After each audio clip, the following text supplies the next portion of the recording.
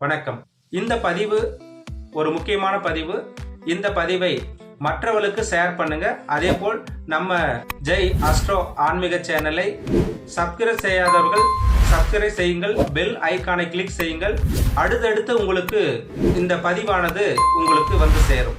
பொதுவாக இந்த பதிவு ஏன் முக்கியமான பதிவு என்று சொன்னால், அதாவது குரோதி வருடம் ஆடி மாதம் 18ஆம் நாள் ஆடி பெருக்கு என்று சொல்லக்கூடிய அந்த நன்னாளிலே சனிக்கிழமை மாலை, அதாவது 3/8/2024 சனிக்கிழமை மாலை 4:55 மணிக்கு அமாவாசை திதி தொடங்கி அடுத்த நாள் ஞாயிற்றுக்கிழமை 4/8/2024 ஆடி மாதம் 19ஆம் நாள் மாலை 5:32 வரை அமாவாசை திதி இருக்கிறது. இந்த அமாவாசை திதி அந்த நாளில், அதாவது சனிக்கிழமை பிற்பகல் 1:42 இருந்து பூச நட்சத்திரம் தொடங்கி அடுத்த நாள் ஞாயிற்றுக்கிழமை பிற்பகல் 2:55 வரை இந்த பூச நட்சத்திரம் இருக்கிறது. இந்த பூச நட்சத்திர நாள், அதாவது சனிக்கிழமை மாலை தொடங்கி ஞாயிற்றுக்கிழமை பிற்பகல் மதியம் 2:55 வரை பூச நட்சத்திரம் இருக்கிறது.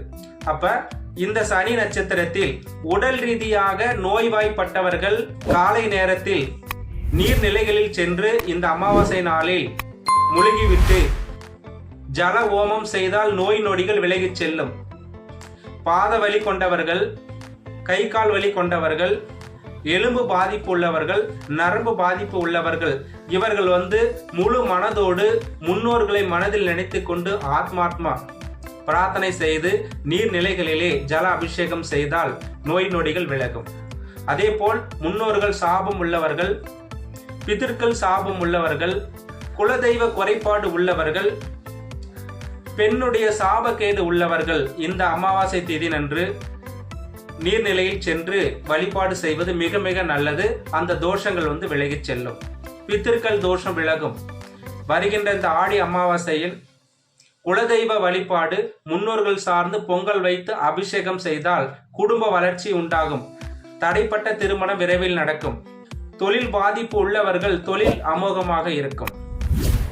குடும்பத்தில் கணவன் மனைவிக்குண்டான பிரச்சனைகள் நீங்கி குடும்பம் சந்தோஷமாக நிலைக்கக்கூடிய நாள் இந்த ஆடி அமாவாசை.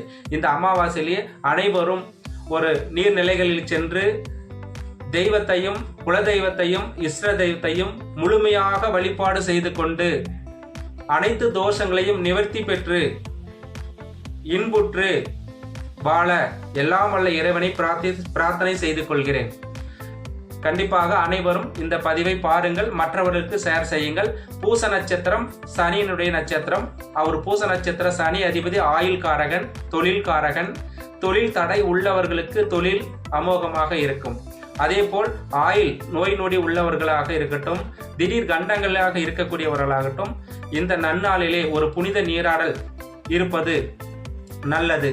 இறை வழிபாடு மிக மிக நல்லது. விநாயகர் வழிபாடு நல்லது. இதை கடைபிடியுங்கள். நன்றி, வணக்கம்.